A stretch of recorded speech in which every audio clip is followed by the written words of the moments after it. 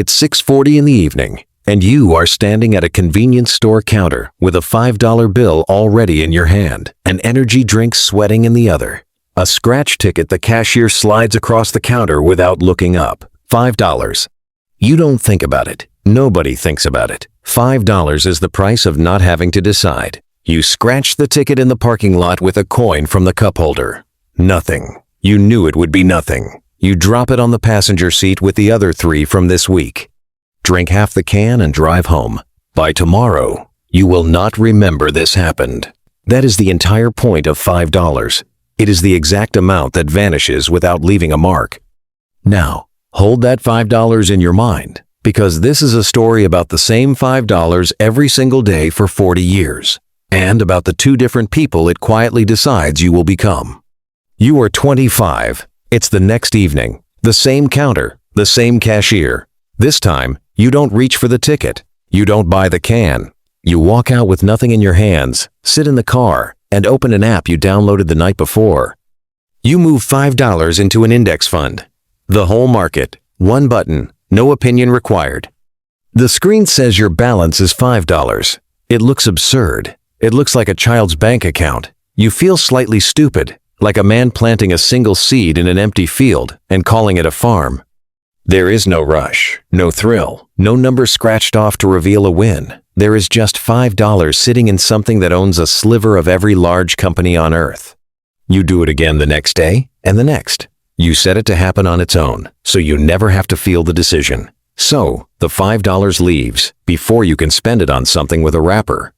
$152 a month leaves your account towards something you cannot touch. You barely notice it's gone. That was always the strange part about the $5. It disappeared either way. You just changed where. You are 26. A full year has passed. The balance reads about $1,900. You put in $1,825 of your own money, and the market added the rest while you slept. $75. A number so small it's almost an insult. You mention it at lunch once to a coworker. He asks how much you've made. You tell him. He laughs, not cruelly, just honestly. $75 in a year? He says. I make that in an afternoon. He's not wrong. He buys lunch out every day, a drink at the corner store every evening, a scratch ticket when the jackpot gets loud. Roughly $5 a day, give or take, scattered across 100 tiny pleasures he will never be able to name later. You say nothing. You close your laptop. The difference between you and him this year is $75, and a habit nobody can see. The 75 is not the part that matters. The habit is. You are 30, 5 years in. The balance is around 11,000. You contributed about 9,000 of it. The rest appeared out of time. $11,000 built entirely out of things you didn't buy. You do the math one night and realize it equals every coffee, every energy drink, every impulse at every register you've stood at since you were 25. Except instead of being in a landfill, it's in an account with your name on it. That same month, a friend texts you a screenshot, a coin, a ticker you've never heard of, up 400% in a week. He's put 2,000 in. He tells you to stop being a coward, that your boring fund makes in a year what his thing makes before lunch. He's right about the speed. He's wrong about the direction. You've seen this exact shape before. On a counter, under a coin, in a parking lot. The promise that a small amount becomes a large amount instantly, with no time in between. That promise has a name where you grew up, and the name is a scratch ticket. You text back that you'll pass. He sends a laughing emoji and buys more. 3 months later, the coin is down 90%, and he has stopped mentioning it. You keep doing the most boring thing a person can do with money. You keep being early to bed and slow to rich. You are 35, 10 years. The balance is roughly $27,800. You have put in 18,000 of your own dollars. The market has handed you almost 10,000 more for the crime of not flinching. Then the year goes bad. The whole market drops. Headlines use the word crash. Your balance falls by a third in a few weeks. More money lost on paper than you earned all year at your job. Your friend who sold everything at the bottom of the last one tells you he saw it coming, that he's in cash now, safe. You don't sell. But it's softer than that, quieter than a decision. You simply don't open the app. You let the number fall, and you keep the $152 going out the door every month, buying the same fund while it's cheaper than it's been in years. You are not brave. You are just bored enough to do nothing. And doing nothing turns out to be the rarest skill in finance. By the time everyone agrees it's safe to come back in, your boring habit already bought the bottom nobody could see. You are 40, 15 years. The market came back the way it always has so far, and the balance is around $52,600. You have put in about $27,000 of your own. For the first time in your life, the account holds more money than you ever fed it. Read that twice, because it's the moment the whole thing changes character. Up to now, you were pushing a stone uphill $5 at a time, and the hill barely moved. Now the stone is rolling on its own, and your only job is to not stand in front of it. A coworker gets laid off that spring. He has nothing behind him, no cushion, nothing between him and the first missed paycheck, but the next one. You have a number you've never touched and never planned to touch, sitting quietly in the background.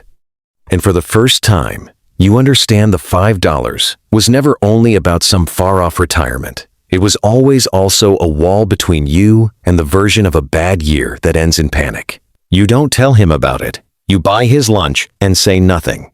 You are 45, 20 years. The balance is about $89,000. You have contributed $36,000 across 2 decades, 5 at a time, and the account has more than doubled it on its own. For the first time, something strange is true. The money the market gives you in a year is starting to rival what you put in. Your account has begun working a second job you never assigned it. You go to a reunion that summer. Someone pulls up in a car that costs more than you make in a year, leased. Someone else talks loudly about a watch. You drive the same paid-off car you've had for 8 years, the one that owes you nothing. Your old coworker is there, the one who laughed at your 75. He still buys lunch out. He still buys the ticket. He asks, half joking, if you ever did anything with that little app. You tell him you stuck with it. He asks how much is in there now. You tell him.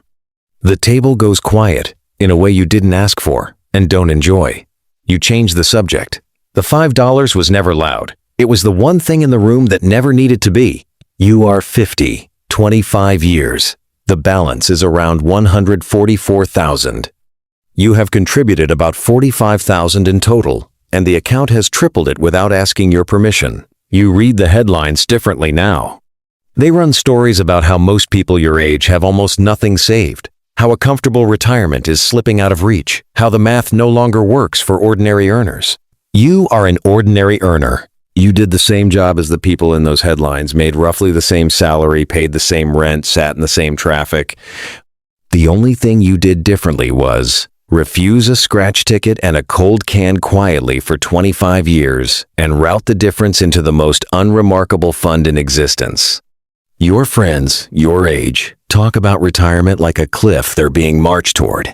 You talk about it like weather, something that arrives, whether you worry about it or not. You don't say that out loud either. By now you understand the number is loudest when it stays silent. You are 55, 30 years. The balance is around $226,000.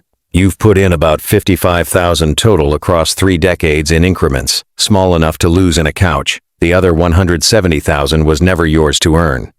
It was time's, and you simply let time have the room to do its work. This is the year the math quietly flips for good. The account now grows more in a strong year from its own size than you could add by hand if you doubled your contributions. You have become a passenger to your own balance. The thing you built is now bigger than the building of it. You don't talk about the number, not to your kids, not to your coworkers, not to the friend who once told you to stop being a coward. The number lives in a place no one looks, which is exactly where it grew. You are 65. 40 years from the evening you didn't buy the scratch ticket. The balance is about $531,000. Sit with the breakdown, because it's the whole story in 3 figures. Of that $500,000, the amount you actually contributed $5 at a time, every day, for 4 decades, is $73,000. The other $458,000 is growth. Money you never earned, never worked an hour for, never noticed leaving, and never watched arrive. You did not get lucky. You did not pick a winner. You did not time anything. You skipped a scratch ticket and a can of something cold 40,000 times in a